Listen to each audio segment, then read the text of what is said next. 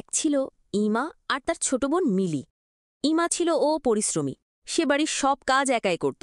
আর মিলি সে ছিল অলস আর স্বার্থলোভী, কাজের বালাই তার ছিল না। একদিন ইমা বসেছিল কুয়ার পাশে, সেলাইয়ের কাজ করছিল মন দিয়ে।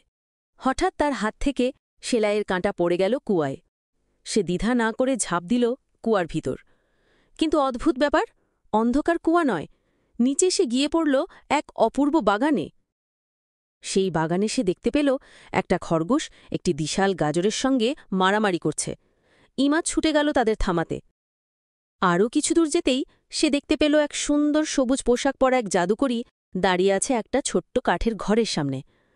জাদুকরী মিষ্টি হেসে বলল, তুমি চাইলে আমার বাড়িতে থাকতে পারো, তবে বিনিময়ে তোমায় কিছু কাজ করতে হবে, ঘর গোছাতে হবে, বিছানা পরিষ্কার রাখতে হবে। ইমা মাথা ঝাঁকিয়ে রাজি হল।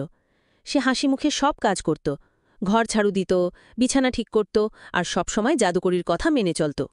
সে ইমাকে এক সোনালি দরজার সামনে নিয়ে এলো, বলল, এই দরজা দিয়ে চলে যাও।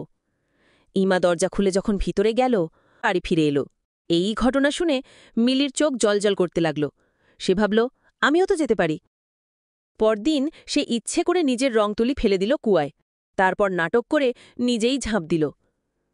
সেও গিয়ে পৌঁছল সেই রঙিন বাগানে। একটা খরগোশ দৌড়ে এসে তার কাছে সাহায্য চাইল, কিন্তু মিলি বলল, চলে যাও এখান থেকে। সে সোজা এগিয়ে গেল। একসময় মিলিও সেই জাদুকরীর দেখা পেল। জাদুকরী তাকেও বলল, আমার বাড়িতে থাকতে চাইলে তোমাকেও কাজ করতে হবে। মিলি মুখে হ্যাঁ বলল, কিন্তু সে কিছুই করল না। বিছানার চাদর এলোমেলো, পালকগুলো ছড়িয়ে ছিটিয়ে পড়ে আছে, ঘরে গন্ধে ভরা। একদিন জাদুকরী রেগে বলল, তোমার যাওয়ার সময় হয়েছে। সে মিলিকে সেই সোনালি দরজার সামনে নিয়ে এলো।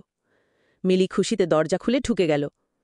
কিন্তু ওপাশে গিয়ে সে দেখল তার পুরো শরীর ময়লার গন্ধে ঢাকা, কালো, ঘিনঘিনে, বিবর্ণ এক রূপে সে বাড়ি ফিরল। লজ্জায়, অপমানে সে কাঁদতে লাগল।